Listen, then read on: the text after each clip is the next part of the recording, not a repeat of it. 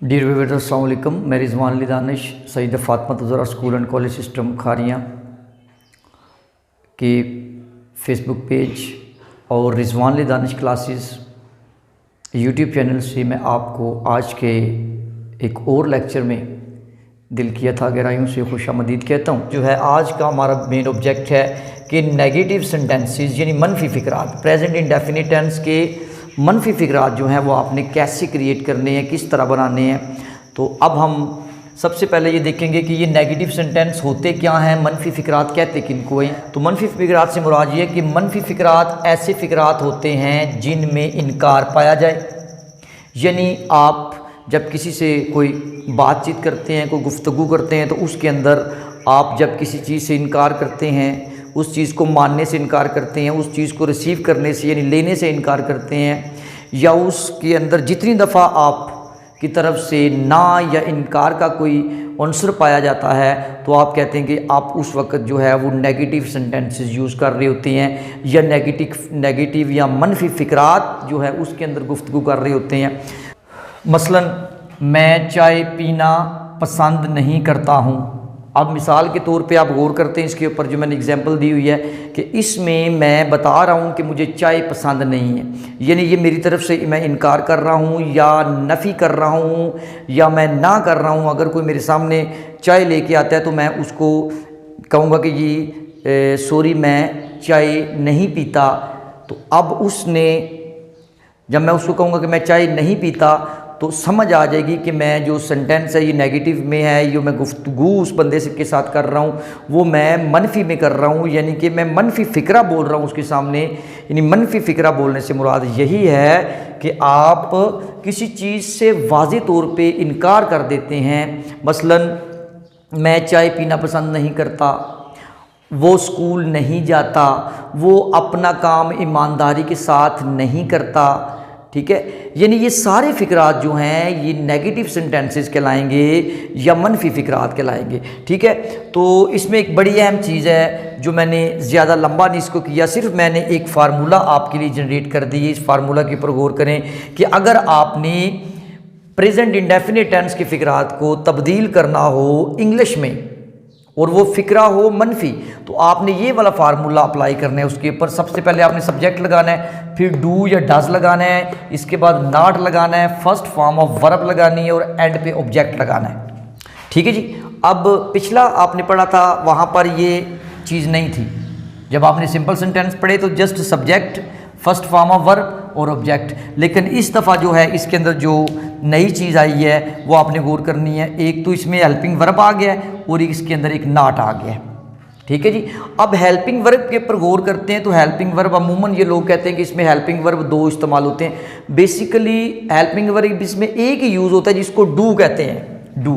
अब ये डज जो है ये कुछ ऐसे सब्जेक्ट्स होते हैं जिनके साथ हमने डज इस्तेमाल करना होता है, कुछ के साथ डू इस्तेमाल करना होता है, लेकिन इसी डू के साथ ही एस का इजाफा करके डज बना है।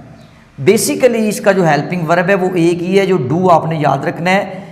बाकी डज तब बनेगा जब एस या एस का इसके साथ यानी एस का इसके साथ इजाफा करेंगे, वो सब्जेक्ट के हिसाब से करेंगे। अब आपको याद होगा कि जब हमने प्रेजेंट इंडेफिनिट टेंस के सिंपल सेंटेंसेस बनाए थे इससे पिछले लेक्चर में, तो तब हम क्या करते थे कि फर्स्ट फॉर्म के साथ एस या एस का इजाफा करते थे। ही गोज़ टू स्कूल हमने एक सेंटेंस लिखा था। ठीक है, लेकिन अब यहाँ पर क्या होगा, चूँकि अब हम ऑलरेडी यहाँ पर एस का इजाफा कर लेंगे तो फिर फर्स्ट फॉर्म ऑफ वर्ब के साथ आपने एस या एस का कोई इजाफा नहीं करना, फर्स्ट फॉर्म आपने वहाँ पर सिर्फ यूज़ करना है। ठीक है जी। आप मिसाल के तौर पर आप कोई सा भी सेंटेंस लिखते हैं, मैं एक एग्जांपल देता हूँ। मैं लिखता हूँ जी मैं लिखता हूँ जी मैं खत नहीं लिखता हूँ। मैंने आपको बताया था इसकी एक बात ये भी ज़हन में रखनी है कि ता हूँ ये इसकी निशानी है कि ये प्रेजेंट इंडेफिनिट टेंस का ही फ़िक्र है। तो अब मैंने इसका नेगेटिव बनाना है, जिस तरह ये नहीं यहाँ पर ऐसा लफ्ज़ मौजूद है कि जो इनकार के ज़ुमरे में आता है, और जब नहीं का लफ्ज़ आ जाएगा तो इट्स मीन कि ये मनफी है यानी नेगेटिव है। तो अब मैं क्या करूँगा, इसकी ट्रांसलेशन करूँगा इंग्लिश में। कैसे करूँगा, मैं इसकी इंग्लिश मुझे आती है जी आई, मैंने इसके नीचे लिख लिया।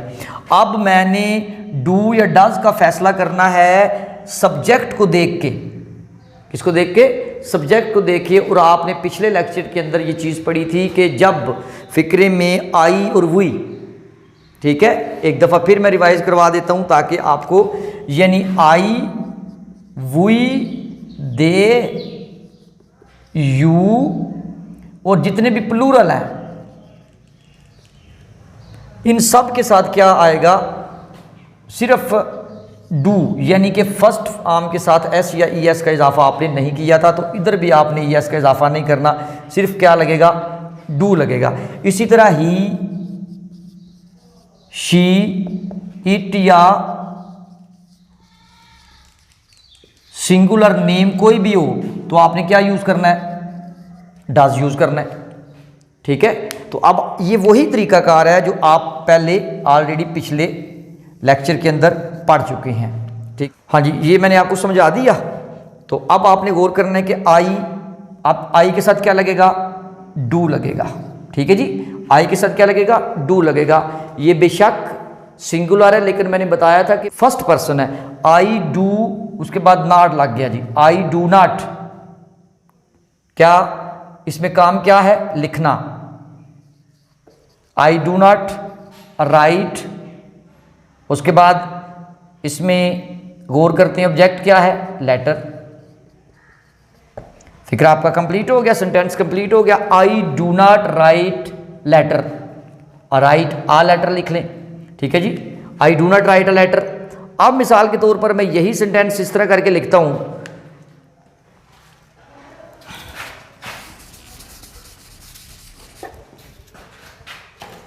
अब मसलन मैं सेंटेंस दूसरा लिखता हूं, मैं लिखता हूं जी,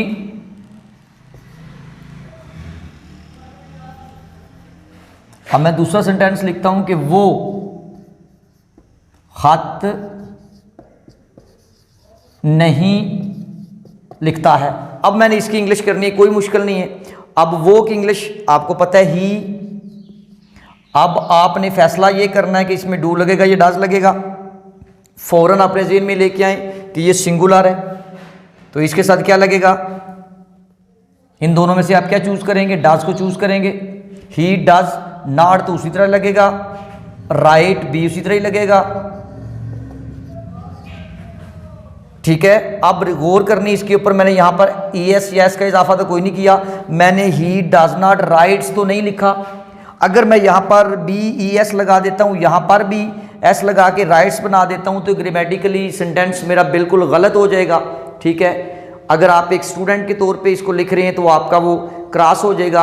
अगर वैसे ही आप इसको स्पोकन में या कहीं किसी जगह पे बोलचाल में इसका इस्तेमाल करते हैं, किसी से आप कन्वर्जेशन कर रहे हैं, गुफ्तगू कर रहे हैं, उसमें आप ये सेंटेंस बोलेंगे तो वो जाहिर सी बात है गलत होगा, तो उसका एक गलत तासर जाएगा आपकी लैंग्वेज के हवाले से, कि आपके नॉलेज के हवाले से आपकी गुफ्तगू पे एक बैड इम्पैक्ट होगा। तो इसलिए आपने याद रखना है, he does not write a letter. अब यहाँ पर आपने ई एस लिख दी है तो यहाँ पर आपने सिर्फ राइट लिखना है, बस ये बात आपने अपने माइंड में रखनी है। ठीक है, तो मैं उम्मीद करता हूँ कि ये आपको नेगेटिव सेंटेंस जो है इसका फार्मूला आपको समझ में आ गया होगा। मेन आपने ये फार्मूला याद रखना है, डू किसके साथ लगना है और डज किसके साथ लगना है, ये चीज़ भी आपको क्लियर हो गई है। अब हम एक गर्दान बनाएंगे जिसमें चंद फिक्रात लिखेंगे ताकि आपकी मज़ीद प्रैक्टिस हो जाए। अब हम नेगेटिव सेंटेंसेस की एक गर्दान पढ़ेंगे जिसमें कुछ फ़िक्रात मैंने लिखे हैं, इनकी हम इंग्लिश करेंगे और मैंने ऊपर ये फार्मूला लिख दिया ताकि इस फार्मूले के मुताबिक सारा कुछ हो। ठीक है जी, सबसे पहले नंबर पे क्या है जी, मैं चाय नहीं पीता हूँ, मैं चाय नहीं पीता हूँ। अब आपने इसकी इंग्लिश करनी, इसमें एक तो प्रैक्टिस आपने इसकी करनी है डू और डज की।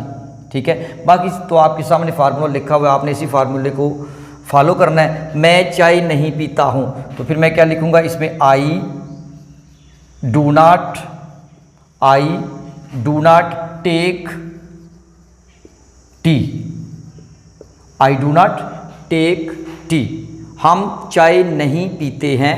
अब ये वी आ गया, वी के साथ भी डू नॉट ही लगेगा। ठीक है जी, हम पढ़ चुके हैं, we do not take tea. ठीक है जी, ये भी सेंटेंस मैंने इंग्लिश में कर लिया, ये भी इंग्लिश में कर लिया। तुम चाय नहीं पीते हो, you do not take tea. अब आपने देखते आना है कि कैसे कैसे इसको मैं अप्लाई कर रहा हूँ, बिल्कुल अकॉर्डिंग टू फार्मूला। अब नेक्स्ट है, वो चाय नहीं पीता है, वो चाय नहीं पीता है, ही। अब यहाँ पर ही आया तो मैं आपको बता चुका हूँ कि ही, शी, इट के साथ एस या एस का इजाफा होता है। तो अब यहाँ पर मैं डू नहीं लगाऊंगा, मैं क्या लगाऊंगा, डज लगाऊंगा। He does not take tea. अब आप गौर कर रहे हो कि यहाँ पर मैंने टेक्स नहीं लगाया, टेक लगाया, क्योंकि मैं डज इधर एस ऑलरेडी इधर लगा चुका हूँ। वो चाय नहीं पीते हैं, वो चाय नहीं पीते हैं। अब देखें जी, इसके लिए मैं क्या करूँगा, वो चाय नहीं पीते हैं, they do not take tea, they do not take tea. अगला सेंटेंस है, दानिश चाय नहीं पीता है, दानिश चाय नहीं पीता है। अब आप गौर करेंगे तो लिखेंगे दानिश। अब दानिश एक नाउन है, सिंगुलर है, अकेला है, तो फिर मुझे क्या करना पड़ेगा, इसके लिए क्या यूज करना पड़ेगा, does. Danish does not take tea, ठीक है जी, Danish does not take tea. अब इन सारे सेंटेंसेस के अंदर आपने देखा होगा कि कोई ऐसा सेंटेंस नहीं है, जितने रूल्स एंड रेगुलेशन हमने प्रेजेंट इंडेफिनिट टेंस के पढ़े हैं, कोई आगे पीछे हो, ठीक है। पहला रूल ये पढ़ा था हमने कि आखिर में ता हूं, ते हैं, ते हो, ता है, ते हैं, ता है वगैरह आता है, बिल्कुल उसी तरह आ रहा है। इसके बाद हमने क्या पढ़ा है, जो नेगेटिव के अंदर हमने पढ़ा है, आज जो फार्मूला पढ़े, आप देख रहे हैं कि फार्मूला बिल्कुल उसके मुताबिक है। किस तरह, सब्जेक्ट, इसमें देखो I do not take tea, इसमें आई सब्जेक्ट है, डू लगाया है, नॉट हमारे फार्मूलों में मौजूद है, फर्स्ट फॉर्म ऑफ वर्ब लगानी वो हमारे फार्मूलों में मौजूद है, इसके बाद आखिर पे ऑब्जेक्ट लगाना है वो हमारे फार्मूलों में मौजूद है। तो मैं उम्मीद करता हूं कि इस गर्दान से जो नेगेटिव फिक्रात हैं, यानी कि नेगेटिव सेंटेंसेस हैं, वो आपकी समझ में आ गए होंगे। अब हम प्रेजेंट इंडेफिनिट टेंस के इंटेरोगेटिव सेंटेंसेस को डिस्कस करेंगे कि इसके इंटेरोगेटिव सेंटेंसेस यानी सवालिया फिक्रात जो हैं वो किस तरह हम उनको ट्रांसलेट इनटू इंग्लिश कर सकते हैं। उर्दू में आपको सेंटेंस दिया जाए तो किस तरह आप उसको इंग्लिश में मुंतकिल करेंगे। तो उसके लिए मैंने पहले नंबर पे तो लिखा ये है कि आपको पता चल जाएगा कि सवालिया फिक्रात होते कौन से हैं। सवालिया फिक्रात ऐसे फिक्रात होते हैं जिनमें कोई सवाल पूछा जाता है या मालूमात हासिल की जाती है, ठीक है। मसलन, क्या अली स्कूल जाता है, क्या अली स्कूल जाता है। अब आपने यहाँ पर गौर करना है कि इंटेरोगेटिव, जैसा कि इसके नाम पे अगर गौर किया जाए, किसी चीज़ को इंटेरोगेट करना यानी उसके बारे में तफ्तीश करना, उसके बारे में मालूमात इकट्ठा करने की कोशिश करना, उसके बारे में सवालात करना, फिर उसके बाद उस सवालात के जवाब में जो आपको मालूमात मिलती है, ठीक है, उसको इकट्ठा करना। और इंटेरोगेटिव सेंटेंसेस जो होते हैं हमारी रोज़मर्रा गुफ्तगू का एक अहम तरीन हिस्सा होता है कि जब हम किसी भी इंसान से, दो बंदे आपस में गुफ्तगू कर रहे होते हैं तो इंटेरोगेटिव वाले जो सेंटेंसेस है ये ही अहम हिस्सा होते हैं कि आप किसी भी जगह पे चले जाते हैं, वहाँ पर जाके आप किसी से क्वेश्चन करते हैं, जी आपका नाम क्या है, ये मैं उससे इंटेरोगेट कर रहा हूँ या उससे मैं सवाल कर रहा हूँ, मैं कोशिश कर रहा हूँ कि मुझे इन्फॉर्मेशन उस तरफ से मिले और ताकि वो मुझे अपना नाम बताएगा, फिर कहेगा आपका नाम क्या है जी, आपके वालिद का नाम क्या है जी, आप कहाँ रहते हैं, आप कहाँ से आए हैं, आप क्या करते हैं, यानी ये सारी चीज़ें इंटेरोगेट कर रहा हूँ मैं उससे मालूमात इकट्ठा करने की कोशिश कर रहा हूँ। तो इस लिहाज से रोज़मर्रा ज़िंदगी में जब हम गुफ्तगू करते हैं, किसी भी जगह पे बैठ के किसी भी मौजू पे गुफ्तगू करते हैं, तो ये इंटेरोगेटिव सेंटेंसेस जो हैं ये बहुत अहम किरदार अदा करते हैं। तो इसलिए हमें ये पता होना चाहिए कि जब आप उर्दू में किसी चीज़ को इंटेरोगेट करते हैं या सवाल करते हैं, सवाल के आपको जवाब मिलते हैं, तो पहले नंबर पे तो आपको इंग्लिश में सवाल करने का पता होना चाहिए। उर्दू में तो आपने कर लिया सवाल, मिसाल के तौर पर मसलन क्या अली स्कूल जाता है, ये अली से पूछा जा रहा है या अली के किसी रिश्तेदार से पूछा जा रहा है या अली के वालिदैन से पूछा जा रहा है कि क्या अली स्कूल जाता है, ठीक है। अब आप चूँकि आपकी ज़बान उर्दू है, अब हमने इसको तो तब्दील करना है इंग्लिश के अंदर, ठीक है, जो हमारा मेन मोटिव, जो हमारा मेन जो ऑब्जेक्ट है वो ये है। तो उसके लिए हमने क्या करना है, फिर इस फार्मूला को अप्लाई करना है, इस फार्मूला को आपने फॉलो करना है, गौर करना है आपने।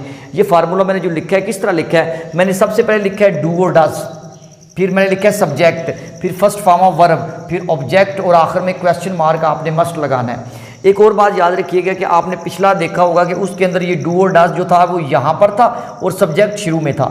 बस आप ये ज़हन में रखिए कि आगे भी हमने जितने टेंसेस पढ़ने हैं ना, हर टेंस में जब इंटेरोगेटिव की बात आएगी तो याद रखिए जो भी हेल्पिंग वर्ब होगा वो हेल्पिंग वर्ब हमेशा स्टार्ट पे आ जाएगा, बिल्कुल शुरू में आ जाएगा और उसके बाद हमेशा सब्जेक्ट यूज़ किया जाएगा।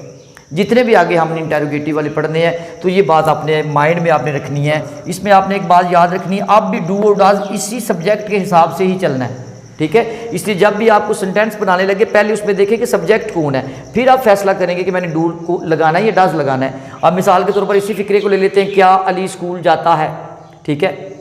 अब इस पर गौर करते हैं, हमें पता चल गया कि इसमें अली क्या है, अली क्या है, सब्जेक्ट है, काम करने वाला अली है। अब हमने इस अली को मद्देनजर रख के ही हमने फैसला करना है कि मैंने यहाँ पे डू लगाना है या डज लगाना है। क्योंकि हम ये बारहा चीज़ पढ़ चुके हैं कि अगर सिंगल नाउन होगा तो उसके साथ एस या ई एस का इजाफा होगा। अगर आप इसको इंटेरोगेटिव की बात या नेगेटिव की करेंगी तो फिर हम ये कह सकते हैं कि सिंगल नाउन के साथ डज लगेगा, ठीक है। तो अब आपने करना क्या है, फिक्रा बनाना है। अब अली हमें समझ आ गई, सब्जेक्ट अली है, नाउन है, सिंगुलर है, डज लगेगा तो हम बिल्कुल विदाउट एनी प्रॉब्लम अब डज लगाएंगे। डज, अब सब्जेक्ट क्या है, अली, डज अली, अब क्या करता है, जाना इंग्लिश है ना, go, does Ali go to, subject क्या है, स्कूल। अब जी मैंने इसकी इंग्लिश कर ली है और बिल्कुल जिस तरह फार्मूला मैंने बनाया है फार्मूले के मुताबिक ही की है, कोई ज़रा बराबर भी कोई चीज़ आगे पीछे, ठीक है जी।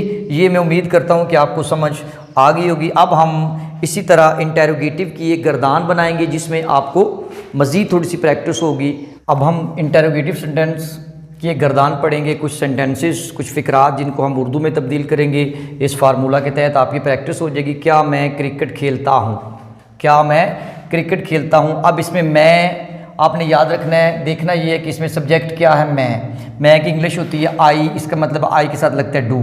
तो अब ये फैसला होगा कि इसके साथ क्या लगेगा, डू। डू के बाद सब्जेक्ट क्या है, आई, डू आई। अब इसमें काम क्या है, खेलना, do I play cricket, question mark आपने लाजमा लगाना, अगर नहीं लगाएंगे तो ये ग्रामेटिकली गलती होगी। इसके बाद क्या हम क्रिकेट खेलते हैं, क्या हम क्रिकेट खेलते हैं। अब इसको आपने गौर से देखना है, क्या करेंगे हम, किस तरह फिक्रा बनाएंगे। क्या हम क्रिकेट खेलते हैं, इसका मतलब ये हुआ कि इसमें सब्जेक्ट क्या है, हम, और हम की इंग्लिश होती है वी, और वी के साथ हम लगाते हैं डू। तो इसके साथ भी क्या लगेगा, do we play cricket. Clear हो गया जी। इसके बाद नेक्स्ट को देखना है आपने, क्या तुम क्रिकेट खेलते हो। अब इसमें सब्जेक्ट पहले देखना है क्या है, तुम। अब हमें पता है कि यू के साथ हमेशा डू लगता है, तो यहां पर हम क्या लगाएंगे, डू यू प्ले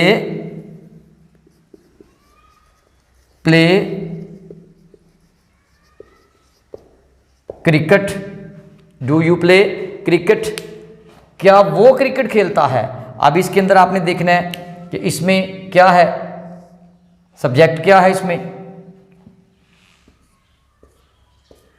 अब आपने ये देखना है कि इसके अंदर सब्जेक्ट क्या है, वो। अब वो की इंग्लिश क्या है, ही। अब आपको पता होना चाहिए ही के साथ क्या लगता है, डज लगता है, आपको पता है। तो यहां पर फिर क्या लिखेंगे हम, डज ही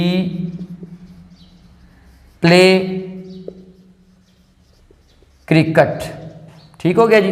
क्या अली क्रिकेट खेलता है। अब यहां पर आप गौर करते हैं तो यहां पर सब्जेक्ट क्या है, अली। अली सिंगुलर है, सिंगुलर के साथ हमेशा आपने क्या करना, नाउन होना चाहिए, सिंगुलर होना चाहिए। तो फिर हम इसके साथ डज इस्तेमाल करते हैं। तो फिर हम क्या यहां पर लगाएंगे, डज अली प्ले क्रिकेट। ठीक है जी। इसी तरह लास्ट वन पे जो हमने फिक्रा लिखा है, लास्ट वन सेंटेंस लिखा है हमने, इसको अब इंग्लिश में तब्दील करते हैं। तो कैसे करेंगे आप गौर करें, इसके भी वो है, लेकिन पूरे फिक्रा को पढ़ेंगे तो आपको समझ आएगी कि ये क्या हमें जमा का सीगा दे रहा है या वाहिद का।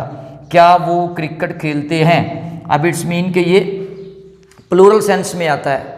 सीगा इसके लिए जमा का इस्तेमाल किया जा रहा है, यानी 2 या 2 से ज़्यादा लोग क्रिकेट खेल रहे हैं, उनके बारे में हम पूछ रहे हैं कि क्या वो क्रिकेट खेलते हैं। तो फिर हम इसके लिए इंग्लिश क्या करेंगे, ठीक है, वो है, क्या है, वो प्लूरल है, जमा है। याद रखें इसके लिए दे का लफ्ज़ इस्तेमाल किया जाता है, तो दे के लिए हमने क्या यूज़ करना है, क्या यूज़ करना है, डू। शाबाश, क्या यूज़ करना है, डू। तो फिर हम क्या लिखेंगे, डू दे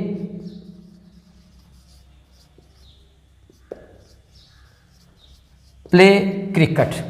अब इन सारे सेंटेंसेस को आप गौर से देखेंगे तो आपको समझ आ जाएगी कि डू, ये देखें, do I, do we, do you, does he, does Ali, do they.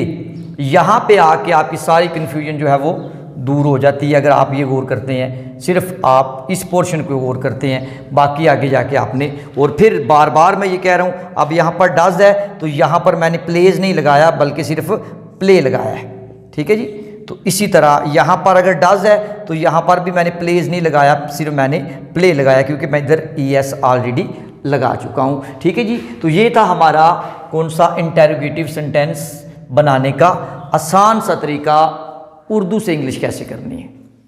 Dear viewers, अब आपको वाइट बोर्ड के ऊपर पहले लिखा हुआ था इंटेरोगेटिव सेंटेंसेस, अब आप गौर करें तो इसके साथ एक नई चीज़ का इजाफा हो चुका है, एक नए वर्ड का इजाफा हो चुका है। मैंने यहाँ पे लिखा है डबल इंटेरोगेटिव। डबल का मतलब दोहरा, ड्यूअल जिसको बोलते हैं, डबल। तो अब यहाँ पर ये दोहरा सवालिया फ़िक्रा है, यानी दोहरा सवालिया फ़िक्रात जो हैं वो हम किस तरह बनाते हैं और ये दोहरे सवालिया फ़िक्रात होते क्या हैं, ठीक है। अब उर्दू में इसको समझते हैं, कहते हैं कि दोहरे सवालिया फ़िक्रात ऐसे फ़िक्रात होते हैं जिनमें सवाल के साथ वजह भी पूछी जाती है। हाँ जी, ये यहाँ से लेकर यहाँ तक लाइन पढ़ने के बाद एक चीज़ हमारी समझ में आ गई कि जब हम सिर्फ इंटेरोगेटिव सेंटेंस देखते हैं तो उसके अंदर सिर्फ सवाल पूछा जाता है, लेकिन जब हम डबल इंटेरोगेटिव करते हैं तो उसके लिए हमें साथ वजह भी रिक्वायर होती है, हम वो वजह भी जानना चाह रहे होते हैं। मसलन जिसके लिए मैंने एक एग्जांपल लिखी है कि तुम किस जमात में पढ़ते हो। अब इसमें वजह क्या है, यानी कि किस जमात में पढ़ते हो। अब मैं मुकम्मल उस इंफॉर्मेशन लेना चाहता हूँ कि पहले अगर मैं उससे पूछता हूँ कि क्या तुम पढ़ते हो, क्या तुम पढ़ते हो, मुझे पता चल जाएगा, वो मुझे जवाब देगा मैं पढ़ता हूँ या नहीं पढ़ता। अगर वो मुझे कहता जी हाँ जी मैं पढ़ता हूँ, तो मैं उससे पूछूंगा कि तुम किस जमात में पढ़ते हो, फिर मुझे पता चल जाएगा कि ये स्टूडेंट है और ये किस जमात में पढ़ता है और मुझे उससे ज़्यादा इन्फॉर्मेशन मुझे मिल जाएगी। तो इसी तरह अगला मैंने सेंटेंस लिखा है, जो फ़िक्रा लिखा है, अली रात को कहाँ जाता है। अब इस फ़िक्रे के अंदर कहाँ का लफ्ज़ इस्तेमाल किया गया है, ये डबल इंटेरोगेटिव यानी दोहरे सवालिया सेंटेंस की निशानदेही कर रहा है। इसी तरह वो कब मुतालिया करता है, अब कब मुतालिया करता है, क्या वो मुतालिया करता है। तो अगर पूछा जाए कि क्या वो मुतालिया करता है तो आगे से जवाब आए जी हाँ वो मुतालिया करता है, फिर अगला क्वेश्चन ये किया जाए उससे, या उसी क्वेश्चन के अंदर ये क्वेश्चन कर लिया जाए, पहले कर लीजिए कि वो कब मुतालिया करता है। तो इसका मतलब ये है कि वो टाइम या वो वक्त भी हम जानने की कोशिश कर रहे हैं कि वो पढ़ता कब है, वो मुतालिया करता कब है। तो ये जो 3 वर्ड यहाँ पर मैंने लिखे हैं, किस, कहाँ और कब, ये जाहिर करते हैं डबल इंटेरोगेटिव को, उर्दू में कह लें दोहरा सवालिया फ़िक्रात जो हैं उनको जाहिर करते हैं, ठीक है। इसके लिए मैंने फार्मूला भी डायरेक्टली साथ ही लिख दिए ताकि आपका टाइम बचे। आप देखिए जी, इसमें एक नई चीज़ मैंने ये QW लिखा है। QW क्या होता है, इस पर आपने गौर करनी, क्वेश्चन वर्ड। वो क्वेश्चन वर्ड क्या होते हैं, मिसाल के तौर पर व्हेन, वेयर, या आप ये कह सकते हैं कि ये विच, हु, हाउ, इस तरह के क्वेश्चन वर्ड जो हैं वो मैं यहाँ पर इस्तेमाल करूँगा। ये QW मैंने शॉर्ट फॉर्म में लिखा है, इसको आप फुल फॉर्म में ये समझ लेंगे क्वेश्चन वर्ड हो जी। अब हमने मसलन कोई भी सेंटेंस यहाँ से उठा के देख लेते हैं, हम इन दोनों को बना लेते हैं। मैं कहता हूँ अली रात को कहाँ जाता है, अली रात को कहाँ जाता है। अब मैं इसकी इंग्लिश करता हूँ। सबसे पहले वही चीज़ आपने माइंड में रखनी है, कौन सी, सब्जेक्ट इसमें अली आपने समझ लिया। इसमें आपने देखना ये है कि अगर तो ये दोहरा यानी डबल इंटेरोगेटिव है तो मुझे वो वर्ड चाहिए जो मैं यहाँ पर इस्तेमाल करूँगा शुरू में, ठीक है। इस एक और बात इसमें ज़हन में रखनी है कि ये जो क्वेश्चन वर्ड है ये डू और डज से भी पहले लगाने हैं आपने। अगर डबल इंटेरोगेटिव बनाना है तो फिर क्वेश्चन वर्ड जो हैं वो डू और डज से बी पहले आपने लगाने हैं। अब मुझे समझ आ गई है कि अली रात को कहाँ जाता है। ये जो कहाँ है ना, ये डबल इंटरोगेटिव बनाने के लिए ये लफ्ज़ इस्तेमाल हो रहा है। तो अब मुझे इसकी इंग्लिश आनी चाहिए, ठीक है। कहाँ, वेयर। अब मैं इसका लिखता हूं वेयर। अब यहां पर अली है सब्जेक्ट, अली के साथ क्या लगेगा, डज। वेयर डज, आगे सब्जेक्ट क्या है, अली, ठीक है। अब जाना है कि English, go. Where does Ali go at night. अब नाइट यहां पर ऑब्जेक्ट के तौर पर भी यूज हो रहा है, ठीक है। आप देखें जी बिल्कुल इसके अकॉर्डिंग ही हुआ है, कोई आगे पीछे नहीं हुआ। क्वेश्चन वर्ड जो आपने खुद तलाश किया कहां, फिर सब्जेक्ट के साथ जो सब्जेक्ट है हमारा उसके लिए डज लगाना है हमने। इसके बाद फर्स्ट फॉर्म गो हमने लगा दी। इसके बाद ये क्वेश्चन वो, और ये जो है ये प्रेपोजिशन में आ गया और ये ऑब्जेक्ट में आ गया। तो आखिर में ये आपने क्या लगा लिया, क्वेश्चन मार्क लगा लिया, सवालिया अलामत लगा ली। इसी तरह अब हम अगर इसका तर्जमा करते हैं कि वो कब मुतालिया करता है, वो कब मुतालिया करता है, तो कब की इंग्लिश आपको पता है व्हेन होती है। तो आप क्या लिखेंगे जी, व्हेन, ठीक है। अब आपने देखना है कि वो है, यहां पर ही लगेगा, तो फिर ही के साथ क्या लगेगा, डज लगेगा ना। तो फिर आप क्या करेंगे, व्हेन डज ही स्टडी, मुतालिया करना स्टडी, ठीक है। When does he study, when does he study. तो अब इसमें जो स्टडी यहाँ पर सिर्फ फर्स्ट फॉर्म ऑफ वर्ब है, इसमें ये नहीं बताया गया, हमसे ये नहीं पूछा गया कि वो इंग्लिश का कब मुतालिया करता है या वो उर्दू का कब मुतालिया करता है। इसका मतलब ये होगा कि इसके अंदर ऑब्जेक्ट मौजूद नहीं है, सिर्फ वो हमसे ये पूछ रहा है कि वो कब मुतालिया करता है। अगर वो ये कहता कि वो इंग्लिश का मुतालिया कब करता है, तो when does he study of English, तो फिर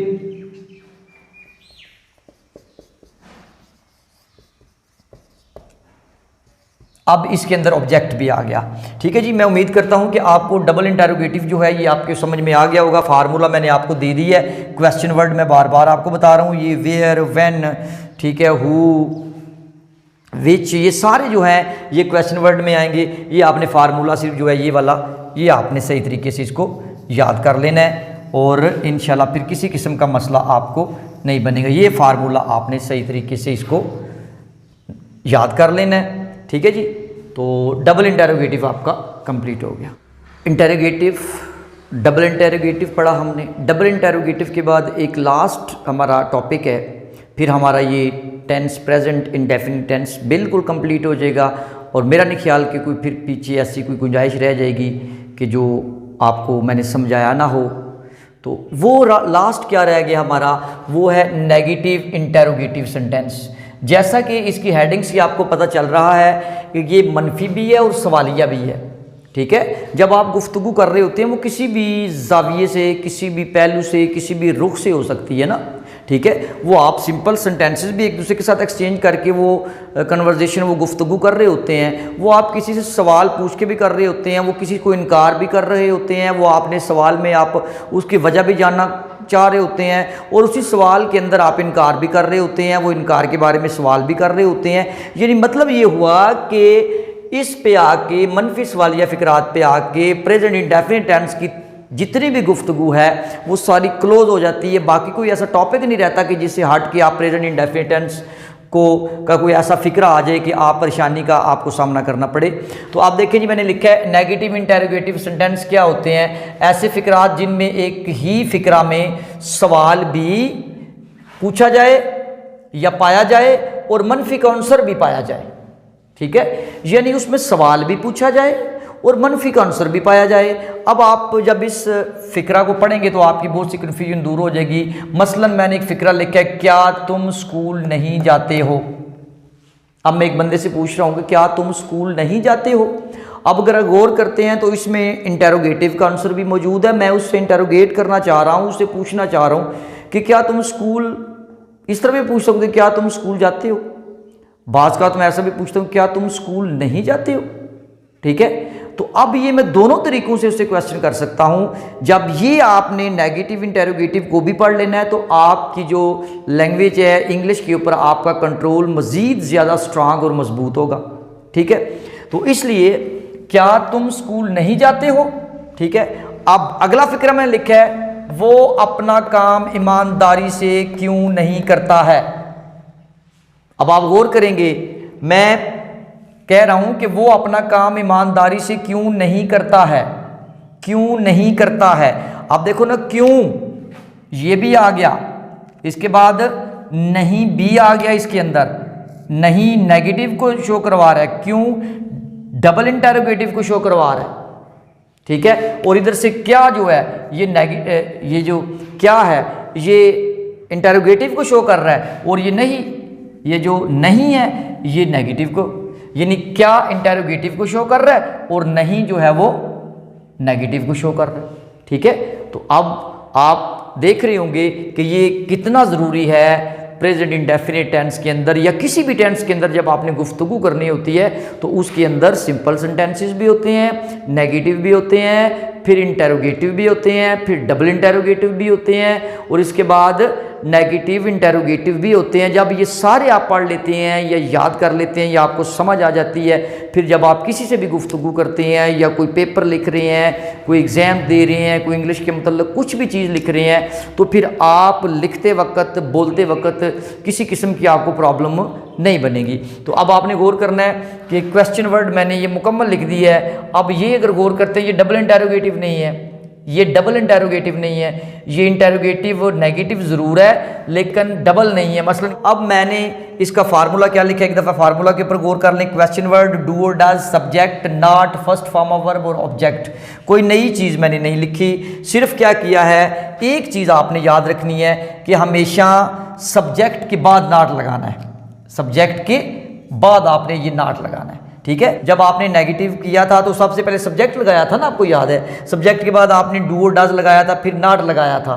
लेकिन यहां पर आपने क्या करना है कि पहले क्वेश्चन वर्ड अगर हो फिक्रे का अंदर तो वो लगा लेना है, नहीं तो डू और डज पहले लगा लेना है, फिर सब्जेक्ट लगाना है, सब्जेक्ट के बाद फिर नॉट लगाना है, बाकी फर्स्ट फॉर्म ऑफ वर्ब और ऑब्जेक्ट उसी तरह आपने लगा लेना है। ठीक है जी, अब हम ये सेंटेंस बनाते हैं, क्या तुम स्कूल जाते हो। अब तो हम इतनी दफ़ा इसकी प्रैक्टिस कर चुके हैं, अब हमें तो पता होना चाहिए कि तुम के साथ क्या लगना है। तो हम डायरेक्टली लिखेंगे do you not go to school.